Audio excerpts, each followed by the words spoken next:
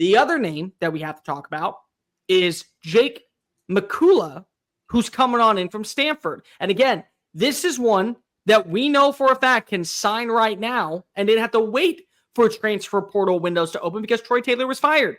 Last season, started 13 games, has started 16 games throughout his career. Here's a fun stat I found when looking him up earlier. Maikkula was the highest graded offensive lineman with at least 7 games played in pass blocking snaps per Pro Football Focus. So this is the dude that has gotten success blocking for a quarterback before. And that, to me, is a major sign for a guy like John Mateer that is not afraid to tuck and run, that is not afraid to utilize his legs in the open field, but has that cannon of an arm to where if you want to watch him uncork it 50 yards down the field, he can absolutely do so. Yeah, this addition to me, it's sixth guy. He's probably your sixth, seventh guy. Sure. We'll compete for a starting spot. I mean, he's more of a versatile, started at center, guard spot. Again, there's not a lot of guys like that. Kind of a sawed-off guy. I went back and watched the Louisville game they played this year, and he played center there. 69 is his number.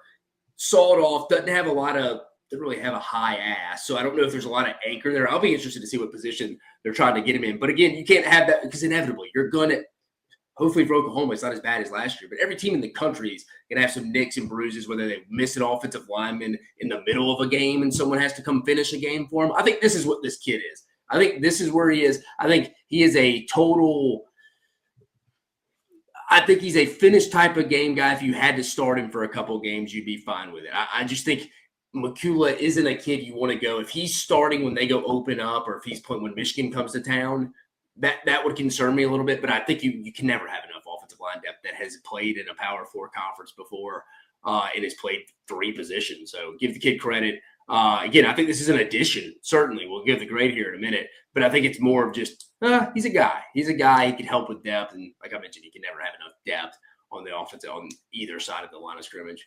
It's always going to be a winnable plus for me, and I'm just going to throw out my grade right now simply because of you need offensive. You think they're going to win because of this guy? No, but what I will say is that I don't feel like that you're going to have a drop-off between him and who would be the backup going into this year. Like, I feel really good if he was my 6th offensive lineman on the interior. Like, if he had to start for 2 or 3 games in conference play, I don't think it's a death sentence. I think it's actually still a decent sign. I will say that I think that you don't need to start him right away. I think that he's got to earn it in Bill Beatonbow's system, but he has experience playing. More importantly, he has experience blocking for a quarterback that was mobile during his time when he was out in Palo Alto.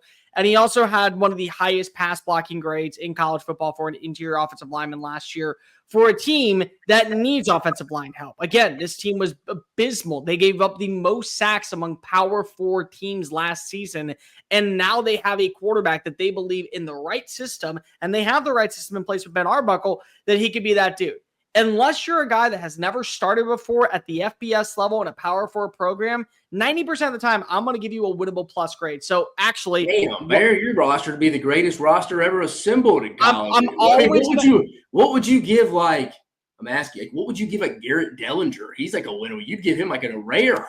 Like you started for LSU the last couple of years on the offensive line. Like he's a winnable plus to me. I was like, damn, man, you're giving this guy, it's going to be, even my guy, Steve, backup center is a Sooner fan saying, like, listen, I'd rather take line if their backup center is a winnable plus. I would rather, if you have experience starting at a Power 4 program and you go to an organization like Oklahoma that gave the most sacks and the second most pressures in college football, not their situation. I think it's an addition for you that you right, no, but take. But me personally, it's always going to be a winnable plus because if you're an experienced offensive lineman, you can't teach experience. You either have it or you don't. And you need to be able to feel good about coming in and starting in a pinch. What if he ends up seeing reps at left guard one game and then he plays center another game and it ends up being a reason why Oklahoma's offensive line doesn't miss a beat?